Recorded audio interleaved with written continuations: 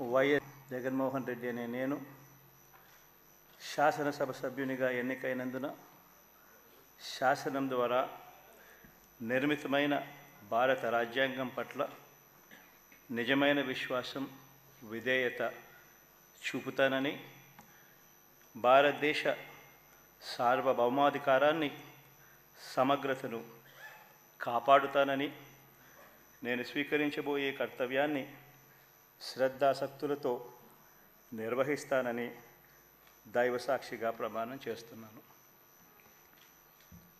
ఆంధ్రప్రదేశ్ శాసనసభ సభ్యుడైన